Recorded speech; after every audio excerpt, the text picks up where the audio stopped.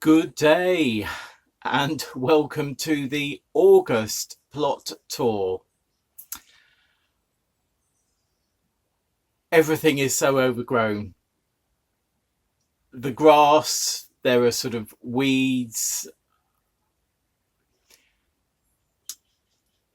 I seem to be saying this every month, but last month, July, was a very odd month. There were quite a few. I don't know. I just didn't.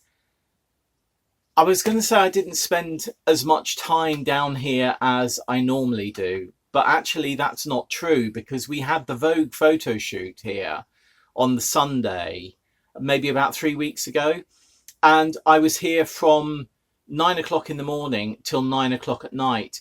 And even though it was really, really hot that day, as you may have seen if you've been watching A Week at the Plot, I still got quite a lot done. I mean, a lot done that day. I must have been working for, so I was down here for 12 hours, let's say. I must have been working for 7 hours of those and then resting for a couple of hours. I went home.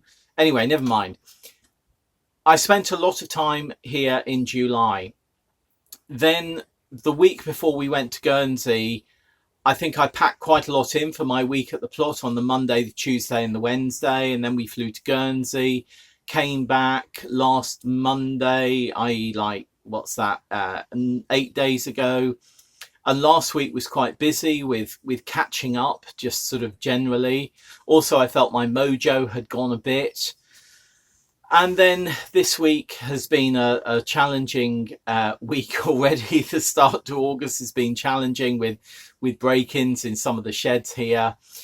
And I just haven't got here and started tidying.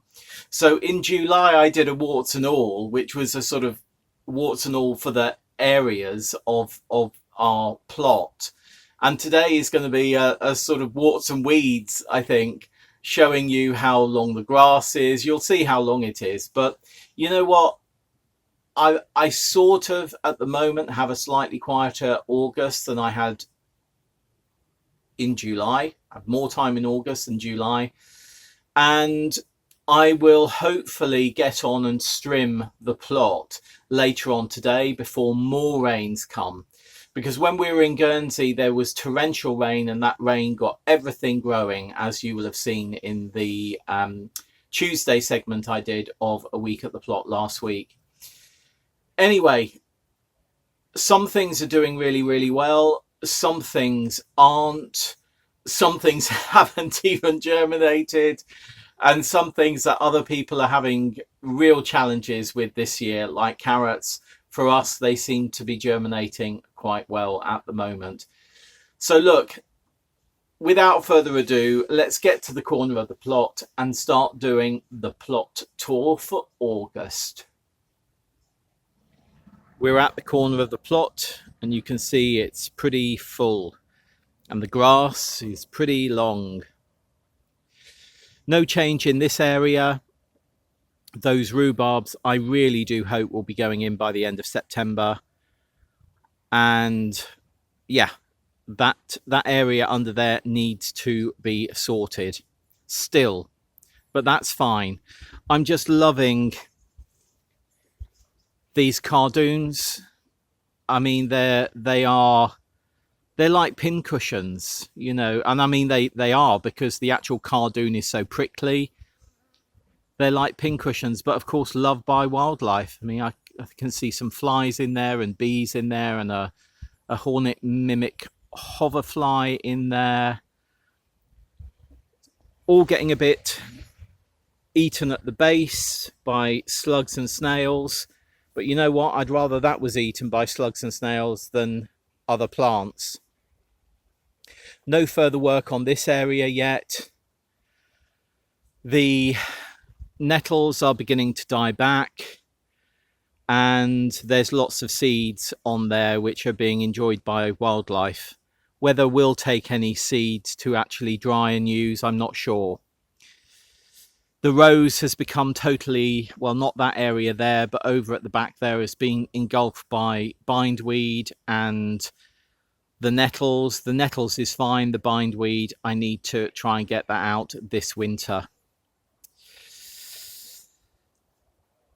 No cinnabar caterpillars on here. We did have some, and they seem to have vanished. It seems that the cinnabar caterpillar is not prolific this year as it has been previous years.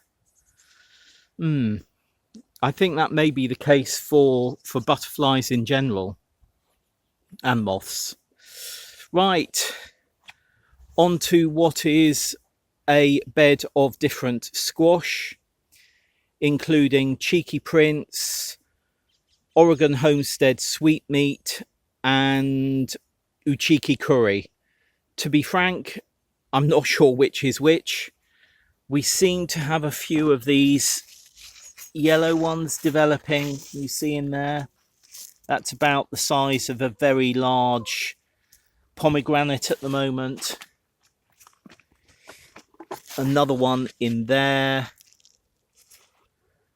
Another one I think you can just see there.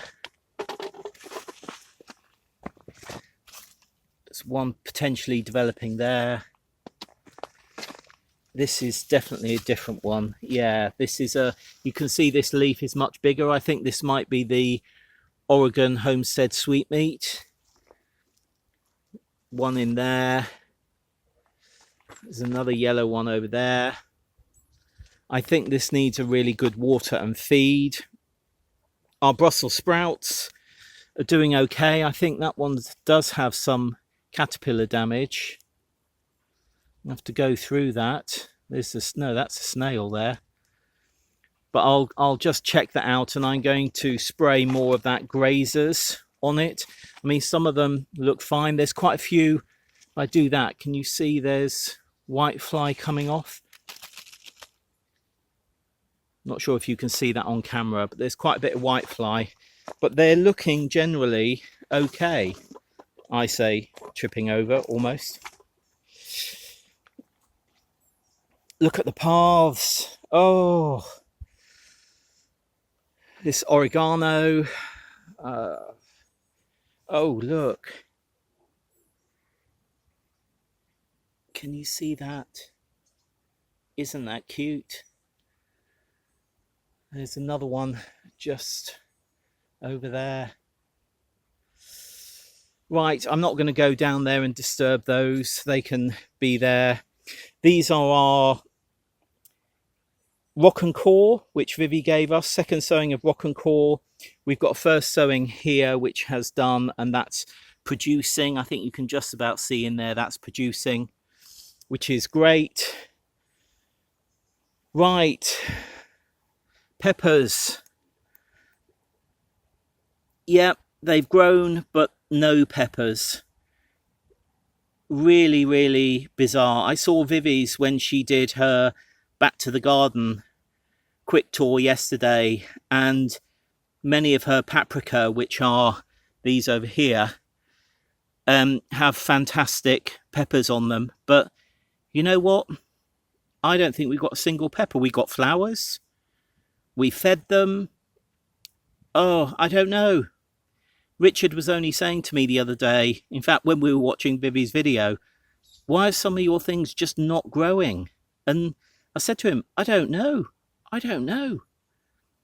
But I mean, I think if these haven't started producing true peppers by now, I don't think they're going to. But you know what? I'm going to leave them in because we've got plenty of other area to do things.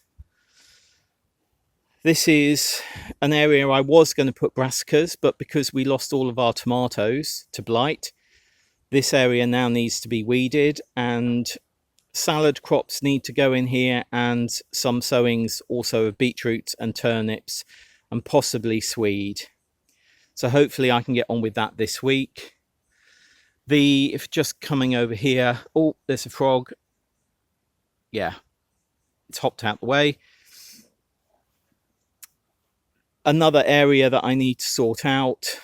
This is our Mange 2 and what was it also in here? Broad bean bed. all have gone over. We've saved seed from what we can save seed from, and now all of this needs to go into our compost bin, which again I'll be sorting over the next week or so. Oh, look, can you see in the middle there that green, that shiny green? That's one of Vivi's. Can you see? It's a squash developing. Oh, great. Right, coming round this way, it's quite early in the morning, but the lavender is still being enjoyed by bees, which is fab. Beans. Right, these are tarbay this side, and what's this side? Canadian white this side. Oh, look at the butterflies there.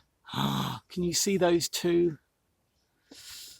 So the white ones are Canadian white. The slightly creamy ones are the tarbay, and they are beginning to produce. I mean, it is a wall this year, and we've had quite a few bouts of really strong gusty winds, and this has stayed up, which is great. Yeah, there we are. Look, that's, you see there's beans there. Those are tarbay. Of course, the thing is, I'm not sure whether I'll be able to tell the pod of the tarbay and the Canadian white apart. I should be able to, because tarbay are, the pod is longer. Canadian white is a half runner. Sorry, I'm moving the camera. Canadian white is a half runner, so it has a shorter pod. So I'm just remembering as I talk now, that's why I planted these two together, because I should know the difference in the pod. Lettuce gone to seed there. Butternut squash here that we were given. That is trailing, but I don't think it's producing anything. We've got celery there, which Vivi gave us, which is doing well. Thank you very much, Vivi. And then look here, the bed of carrots. 3 types of carrots in here. Luna White, Nantes and London Market. All of them are doing well. Let's see. Look, can you see in there? Producing. That's great. I think I'm going to start harvesting from those and have them nice and young. Then over here we've got parsnips, which obviously are not ready yet. Our second sowing of parsnips did not do well at all. In fact, it didn't germinate. Very odd. First one germinated really well. Second one, not so. Right, this is where we had our tiny Tim tomatoes that got blighted. And instead we have callaloo at the front. This one here, rather. And then a different type of callaloo called tree spinach there, which we were given by a neighbour. Interesting to see the very different types of leaf on there. So this can be eaten just like spinach. The seeds are also great too. Runner beans, which we mainly have to keep as dried beans. I'm not sure this splaying method that I did with the canes has actually worked. But you know what? Shaz's Emperor runner beans continue to produce. Look at those. Too big for us to eat fresh. But that's the thing with these runner beans. We keep them mainly to just let dry on the vine and then have as a dried bean or a demi-sec bean that we put in the freezer for you know, curries and stews and things like that over the winter. A really meaty bean. In fact, who on Planet Vegetaria put up some Greek elephant beans that were very similar? Bit darker black, but sort of quite similar. Can't remember who. I'm sure you'll let me know. Right, coming in here. These are Golden Gate. Look at that. Lovely bean. Producing really well. We had bad germination in these. I think I put about 24 in, and we've got about 8 plants, I think. But you know what? They're producing. I mean, you know, boy, are they producing. Look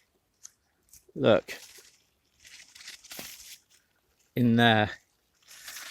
So clearly I needed taller canes for these. Hey ho. And then look here. These are our Madeira Maroon that we absolutely adore. And it is producing. I can just see a bean in there. Look. I hadn't realised it was producing yet. I knew it was flowering.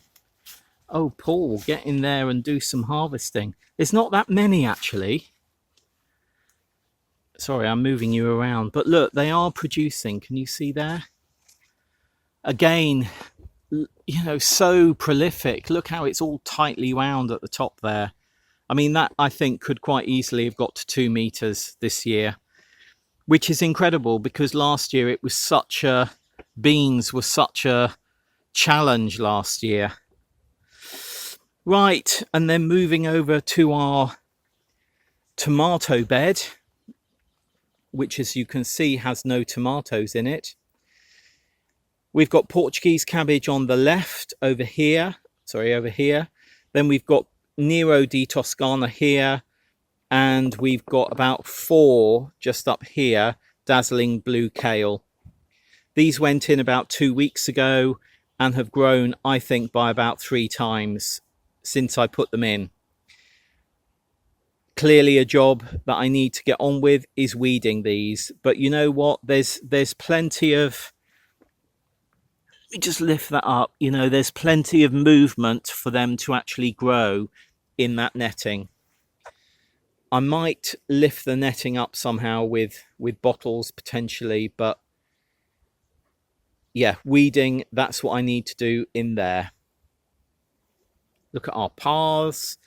So much strimming needed. Those broad beans, the runner beans, I mean, doing really well. Yeah, happy with that. We've got a few blueberries left here, which is great. Got bits of rubbish there that need to be taken away. And those 2 tomato planters will just go onto a bed. Oh, so much strimming needed.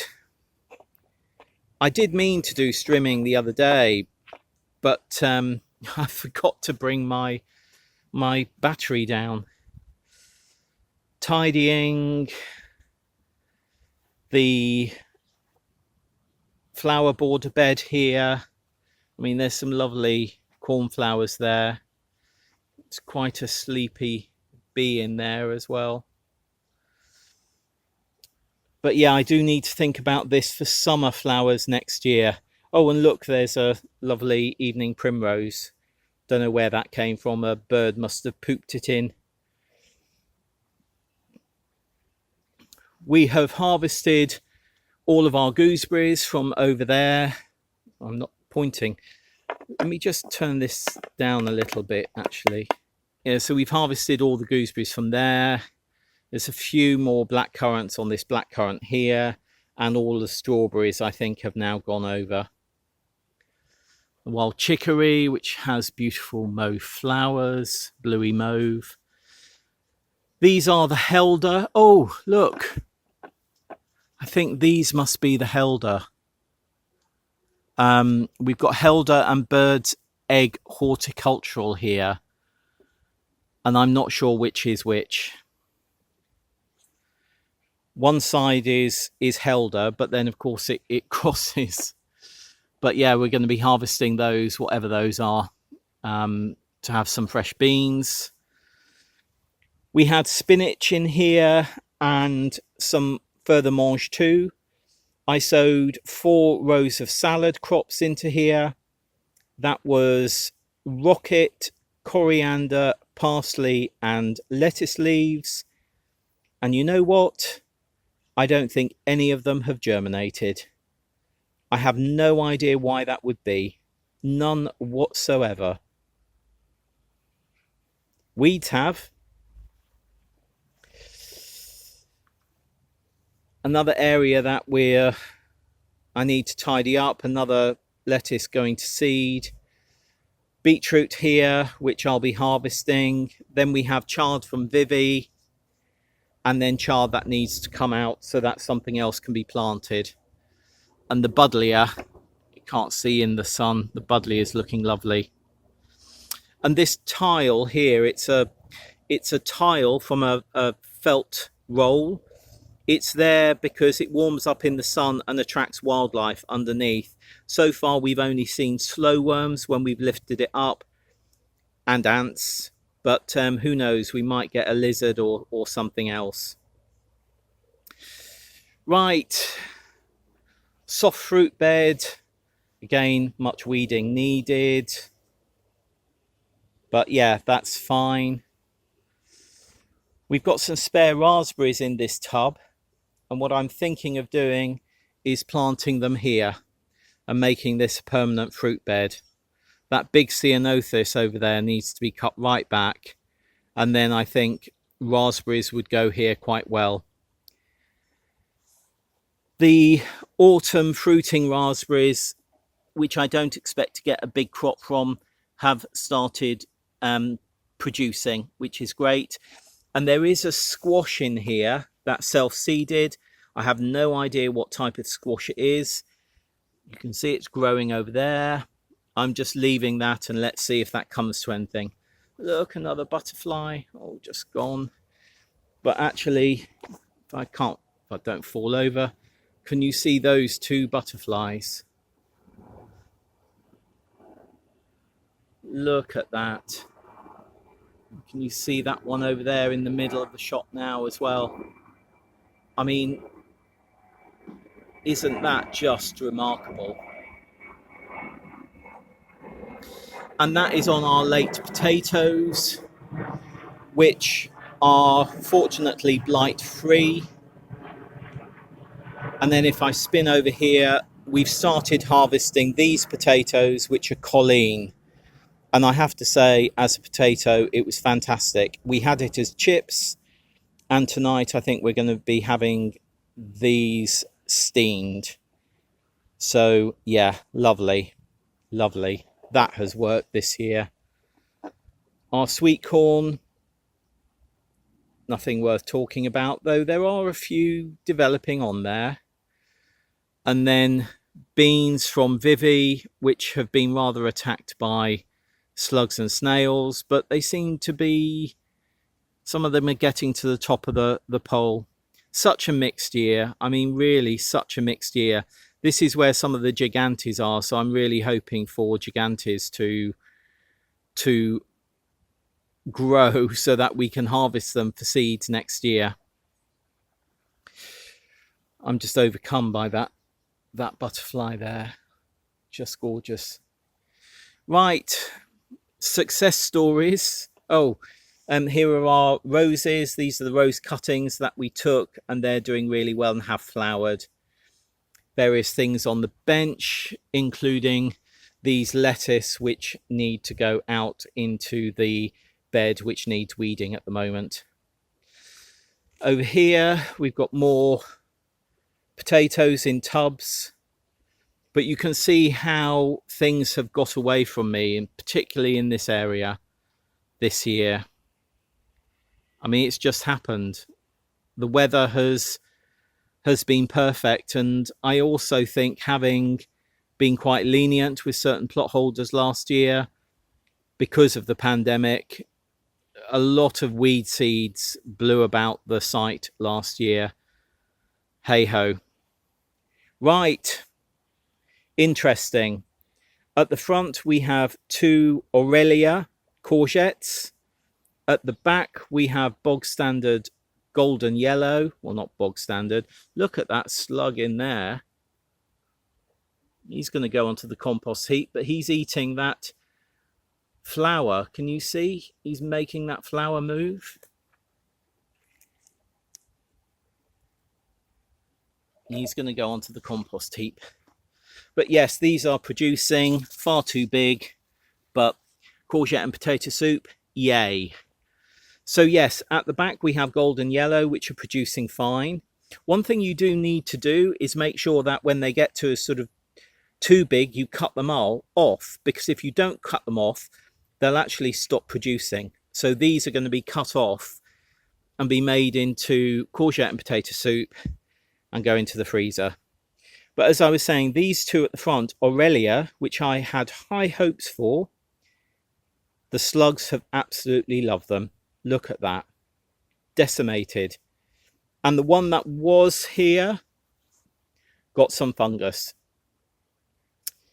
So yeah, I will be definitely doing golden yellow again next year, because the slugs don't seem to like it. The Aurelia, definitely not. Moving on to this bed. This is another bed where we had tomatoes in. We've got cucumbers. I mean, you saw Vivi's, or you may have seen Vivi's cucumbers. Hers are romping away. These were later, but really struggling. But what isn't struggling, look at this. Carrots, and another line of carrots here. So we've put 4 full long rows of carrots in there. On the outside we have nonce, on the inside we have autumn king, and the carrots have germinated well. There are a few gaps, so I will be resowing. But you know what? I'm just so pleased that these are doing well.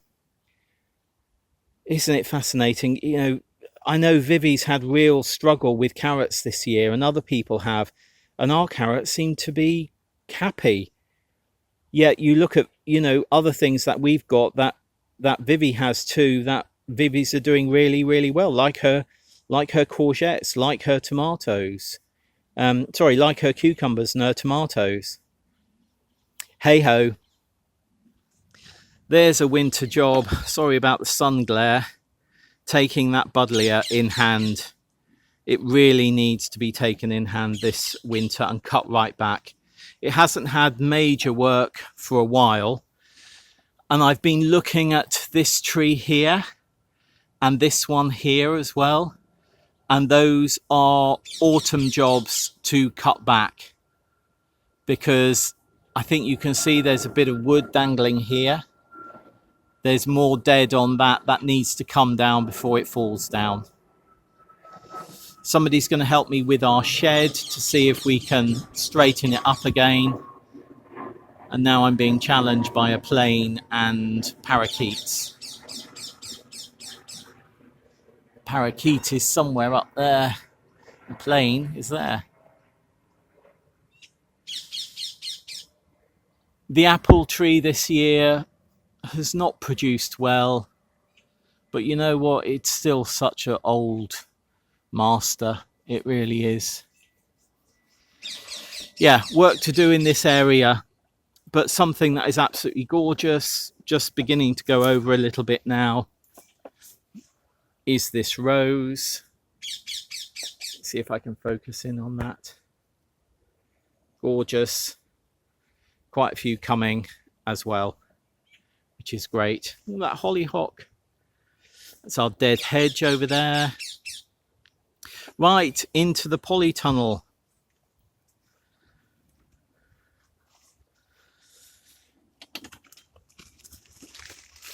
I realised when I opened the poly that I'd lost focus, so I've come back out to start again. Work needed in here, tying up these tomatoes. Oh. No, look, that's blight. Right, I'm taking all the tomatoes out.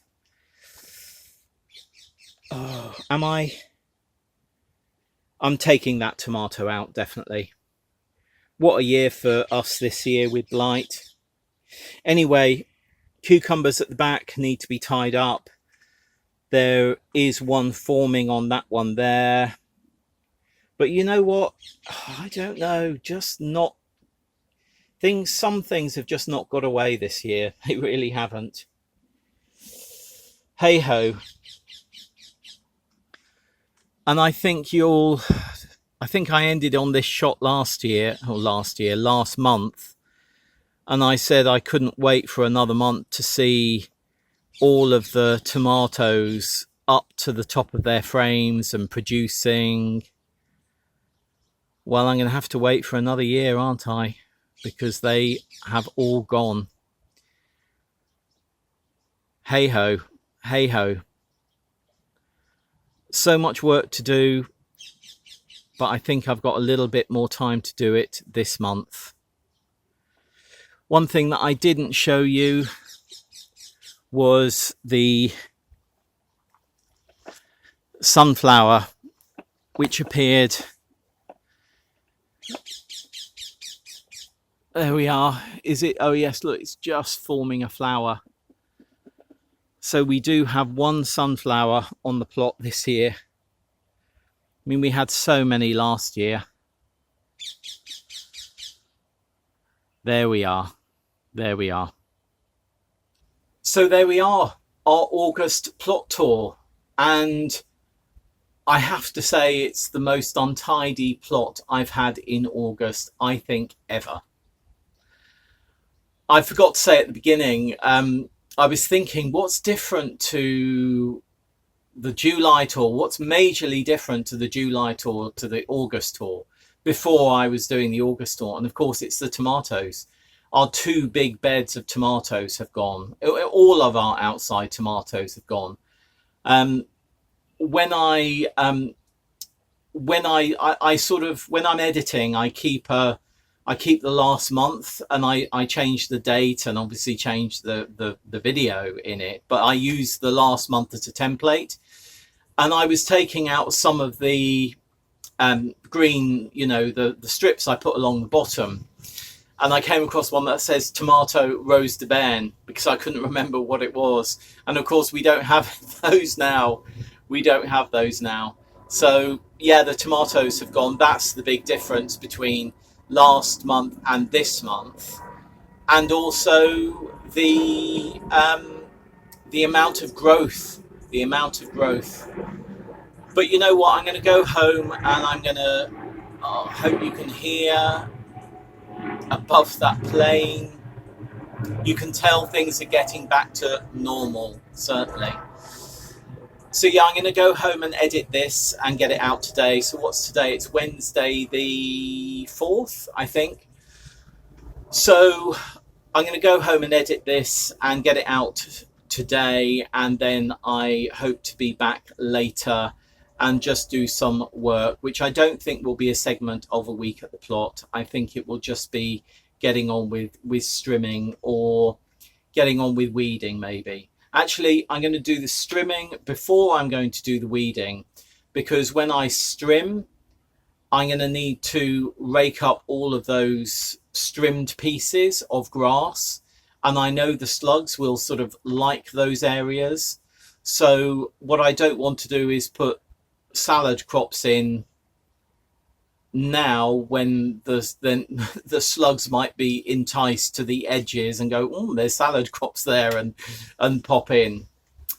Anyway, before I go home, I'm going to put Mr. Slug from the courgette onto our compost heap, and then I'll see you again next month for another plot tour, obviously, and I'll catch you up in the segments of a week at the plot with what I'm doing here to tidy up this rather unkempt August plot. See you soon. Bye.